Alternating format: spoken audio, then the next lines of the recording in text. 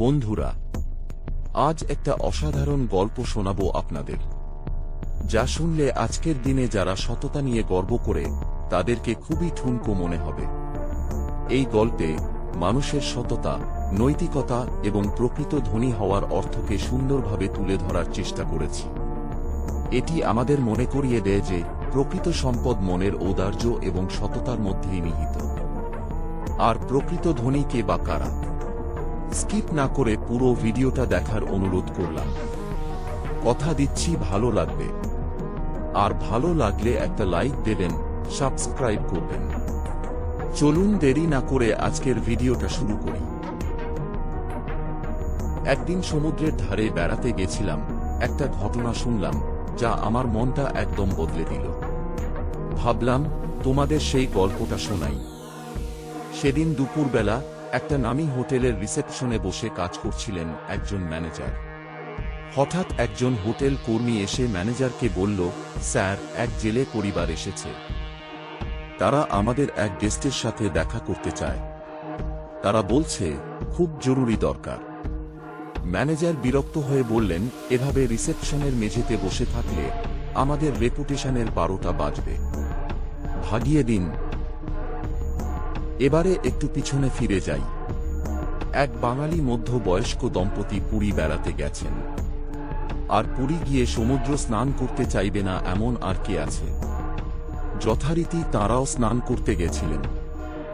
শুরুটা ভালোই ছিল, কিন্তু হঠাৎ একটা বড় ঢেউ এসে তাদের একেবারে বেসামাল করে দেয়। ঢেউয়ের টানে ভদ্র মহিলা প্রায় যখন ডুবতে বসেছিলেন, এমন সময় এক নুলিয়া এসে কোনো রকমে তাকে প্রাণে বাঁচায়। এই ঘটনায় ওই দম্পতি খুবই বিপর্যস্ত হয়ে পড়েন। ওই নুলিয়া এবং আরও কয়েকজনের সাহায্যে তাঁরা হোটেলে ফিরে আসেন। হোটেলে ফিরে খুশি হয়ে ওই ভদ্রলোক নুলিয়াকে বেশ কিছু টাকা প্রায় জোর করে হাতে গুঁজে দেন, কারণ কিছুতেই সেই নুলিয়া কোনো টাকা নিতে চাইছিল না। অতঃপর সবাই চলে যায়, আর দম্পতিও তাদের ঘরে চলে যায়। তারা ফ্রেশ হয়ে লাঞ্চ সেরে নেয়। তাদের ট্রমা তখনও কাটেনি, তাই খাবারটা তাদের রুমেই নিয়েছিলেন। খাওয়া হয়ে যাওয়ার পর তারা দুপুরে একটু ঘুমের পরিকল্পনা করছিলেন। সেই সময় ভদ্রমহিলা তাঁর গলায় হাত দিয়ে দেখেন তাঁর দামি সোনার হারটা নেই। আর এই ঘটনায় তিনি ভীষণভাবে ভেঙে পড়েন এবং কান্নাকাটিও শুরু করেন। তার ভেঙে পড়ার কারণ হল হারটা তার শাশুড়ি তাকে উপহার হিসাবে দিয়েছেন। একটা চিন্তাই তাকে কুড়ে কুড়ে খাচ্ছিল, তিনি কি জবাব দেবেন তার শাশুড়িকে। ভদ্রলোকও কিছুটা চিন্তায় পড়ে গেলেন। স্বাভাবিকভাবেই দুজনের মন মেজাজ খারাপ হয়ে গেল। এইভাবেই তারা সন্ধে ও রাতটা কাটাল। আর মনে মনে ভাবতে থাকল, জীবনে আর কোনো দিন এখানে আসবেন না। এই চিন্তা করতে করতে তারা রাতে ঘুমিয়ে পড়ে। এবার ফিরে আসি আমাদের ভিডিওর প্রথম অংশে, যেখানে দেখা যাচ্ছে সকাল হতে না হতেই এক জেলে দম্পতি সেই হোটেলে এসে হাজির। ওই জেলে দম্পতি এসে হোটেলের এক কর্মচারীকে বলেন যে তারা কালকের সেই দম্পতির সাথে দেখা করতে চান। এ কথা বলেই তারা রিসেপশনের সামনে বসে পড়েন। সেই কর্মচারী তার ম্যানেজারকে বিষয়টি অবগত করেন। তখন ম্যানেজার একটু ব্যস্তই ছিলেন, তাই বিরক্তি সুরে বলে ওঠেন, কালকে তো ওদেরকে যা দেওয়ার তা তো দিয়ে দেওয়া হয়েছে, এখন ভাগিয়ে দাও। কিন্তু জেলে দম্পতিও নাছোড়, তারা ওই দম্পতির সাথে দেখা না করে যাবে না। বাধ্য হয়ে হোটেল ম্যানেজার সেই দম্পতির রুমে ফোন করে বিস্তারিত জানান। সব কথা শুনে ভদ্রলোক বলেন যে তারা এখন দেখা করতে পারবেন না, কারণ তাদের মনের অবস্থা ভালো নেই। কিন্তু ম্যানেজার বলেন যে তারা সব রকমভাবেই চেষ্টা করেছেন ওদেরকে ভাগিয়ে দেওয়ার, কিন্তু তবুও তারা এখান থেকে যাচ্ছেন না। আপনি যদি এসে একবার তাদের সাথে দেখা করেন। অনিচ্ছা সত্ত্বেও ভদ্রলোক বলেন, ঠিক আছে, আমি আসছি। কিছুক্ষণের মধ্যে ভদ্রলোক নিচে নেমে আসেন। তিনি দেখেন কালকের সেই নুলিয়াটা তার স্ত্রী ও তাদের বাচ্চা ছেলেটাকে নিয়ে এসে দাঁড়িয়ে আছে। ভদ্রলোক বলেন, কি বলবে বলো। তারা জিজ্ঞাসা করেন, ম্যাডাম কোথায়? ভদ্রলোক বলেন, ম্যাডামের শরীর ভালো নেই, উনি আসতে পারবেন না। কিন্তু তারা বলেন, ম্যাডামকেই দরকার, তাকে একবার নিচে আসতে বলুন। এই কথা শুনে ভদ্রলোকের মেজাজ ক্রমশ গরম হতে থাকে। মনে মনে ভাবতে থাকেন তাঁর স্ত্রীর প্রাণটা বাঁচিয়েছে বলে মাথাটা কিনে নিয়েছে যেন। কিন্তু কোনো রকমে নিজের রাগ নিয়ন্ত্রণ করে স্ত্রীকে ফোন করে বললেন নিচে আসার জন্য। ফোন পেয়ে স্ত্রীও নিচে নেমে এলেন। তার মুখটা একেবারে শুকিয়ে গেছে। আর হবে নাই বা কেন?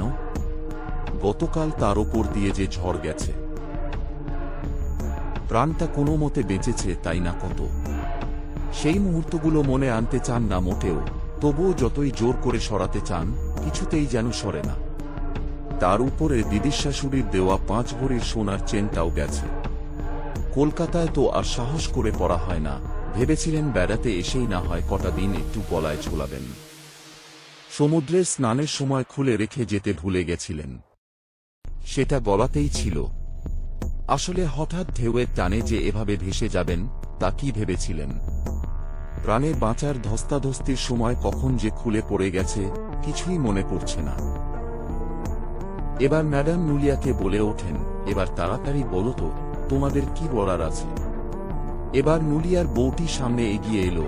তারপর কোলের আঁচলের খুঁটে বাঁধা একটা ময়লা কাগজের ঠোঙা বের করে তার হাতে দিয়ে নিজস্ব ভাষায় বললে, দেখে নাও তোমার জিনিস ঠিক আছে কিনা। মোড়কটি খুলতেই ঝিকিয়ে উঠল সেই 5 ভরির হার। হতভম্ব হয়ে সবাই চেয়ে রইল মলিনবেশী শীর্ণকায়া দরিদ্র সেই মহিলাটির মুখের দিকে। ম্যাডাম বলে উঠলেন, কোথায় পেলে? আমাদের ছেলেটা তীরের কাছাকাছি দাঁড়িয়ে ঝিনুক তুলছিল। হাতটা বালির মধ্যে গেঁথে গিয়েছিল, তো সামান্য একটু অংশ বের হয়েছিল, তখনই ওর নজরে পড়ে। বালি খুঁড়ে বের করে আমাকে দেখায়। আমি দেখেই চিনতে পেরেছিলাম। কাল তোমার গলায় ছিল তো, আর তোমরা যে এই হোটেলে উঠেছ, সেটাও কাল তোমাদের এখানে পৌঁছে দেবার সময় দেখে গেছিলাম। ভাগ্যিস যাক, যার জিনিস তাকে ফিরিয়ে দিতে পেরে বাঁচলাম। বড্ড দুশ্চিন্তায় ছিলাম। আসি তাহলে। পরন্ত সূর্যকে পিছনে ফেলে ওরা 3 জন হেঁটে ফিরে যাচ্ছিল। ওদের ছায়াগুলো দীর্ঘ থেকে দীর্ঘতর হচ্ছিল। হোটেলের সিঁড়িতে হতভম্ব হয়ে দাঁড়িয়ে থাকা মানুষগুলো নিশ্চুপে শুধু চেয়েছিল সেই দিকে। কারোর মুখে কথা সরছে না। তারা শুধু দেখছিল 3টি প্রকৃত ধনী মানুষ এগিয়ে যাচ্ছে। পিছনে পড়ে থাকছে তাদের দীর্ঘ ছায়া। বন্ধুরা, আমরা এই গল্প থেকে কি শিখলাম? প্রকৃত ধনী কে?